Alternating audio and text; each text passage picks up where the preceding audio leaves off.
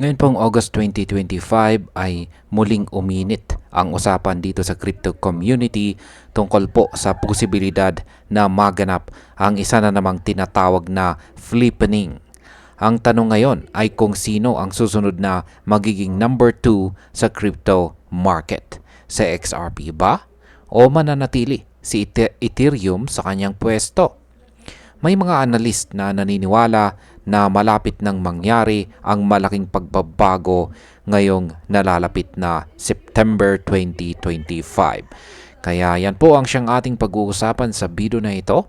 Pero bago po tayo magpatuloy, ay pakibasa na lamang po muna ang disclaimer dito po sa ibaba ng ating screen. Ayan, simulan po natin sa ating unang katanungan kung bakit po biglang naging mainit ang usapan sa pagitan po ni XRP at Ethereum. Sa kasalukuyan, si XRP at si Ethereum ay nasa sentro ng atensyon matapos pong lumabas ang ilang matitinding pahayag mula sa mga kilalang crypto influencer.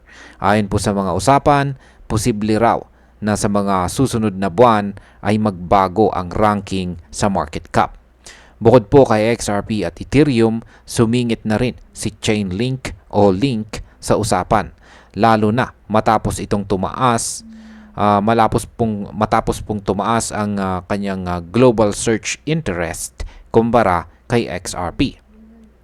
Kung tatas po ang interest ng retail investors kay Link, posible itong magbigay ng dagdag lakas sa kanyang presyo na maaari pong makaapekto rin sa momentum ni XRP.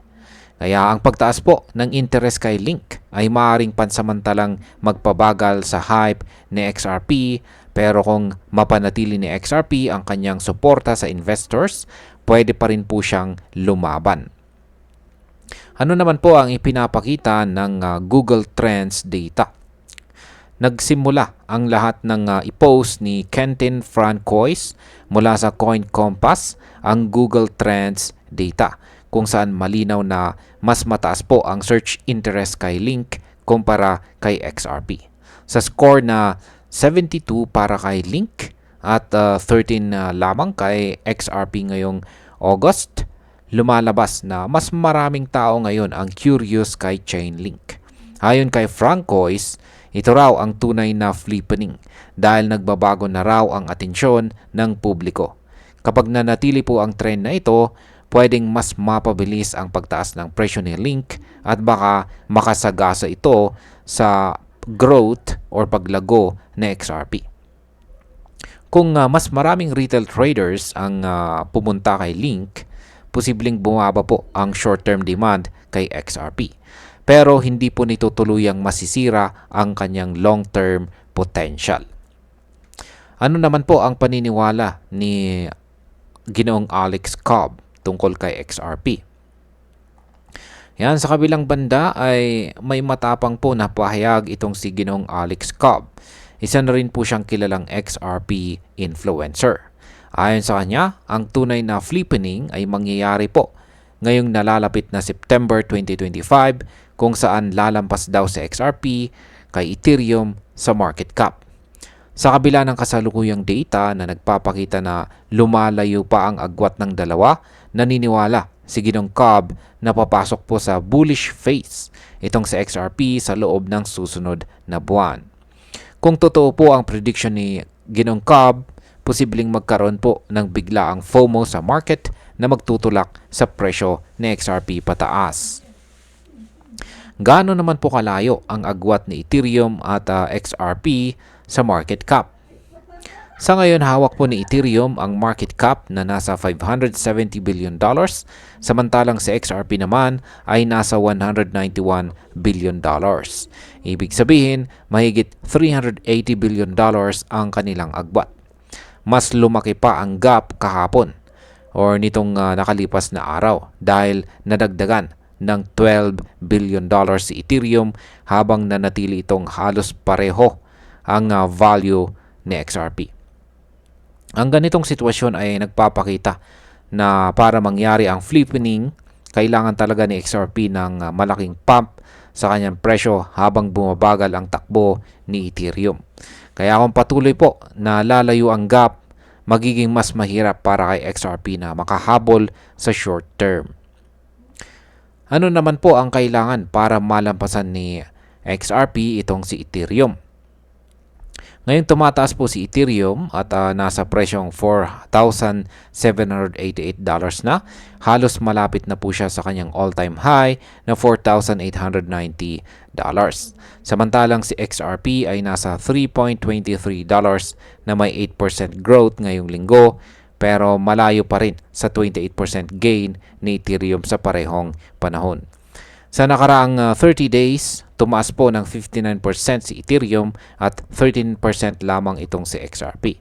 Ayon po kay Ginong Cab, kapag pumasok po si XRP sa bullish phase at tumaas sa higit $20 bago mag-December 2025, pwede po itong magdala sa kanyang market cap sa $1.1 trillion. Pero kahit ganon, pwedeng hindi pa rin niya malampasan si Ethereum kung patuloy itong aakyat sa target price na $10,000 hanggang $15,000 gaya ng forecast ni Ginoong Tom Lee. Ang projection po na $20 para kay XRP ay pwedeng magdulot ng hype sa market. Pero kailangan po niyang mag-doble or triple ang kanyang momentum para maging realistic ito.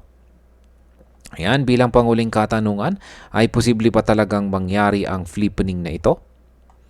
Ayon po sa projections, para magawa ni XRP na i-flip itong si Ethereum, kailangan niyang umabot sa $10 habang nananatili ang presyo ni Ethereum or bumabagal ang galaw nito.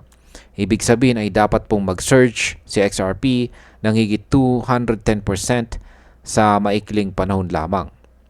Yan, mataas po ang risk sa ganitong scenario dahil nangangailangan ito ng perfect timing at malaking volume ng investors na papasok kay XRP.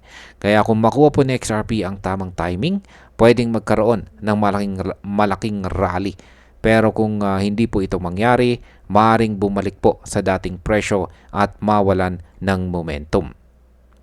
Ayan, bilang panguli, sa nakikita ko po ay ambisyoso at puno ng excitement ang prediction na malalampasan ni XRP si Ethereum ngayong nalalapit na September 2025.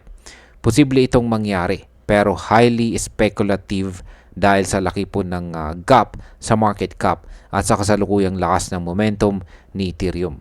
Kailangan po ng sobrang solid catalyst para makuha ni XRP ang ganitong growth sa maikling panahon lamang. Kaya para po sa mga traders at investors, mainam po na maging maingat at bantayan natin ang parehong projects dahil sa volatile ng galaw ng crypto market. At ayan, hanggang dito na lamang po tayo sa video na ito mga ka-crypto. Marami pong salamat sa panonood. Ingat po tayo lagi at God bless po sa ating lahat.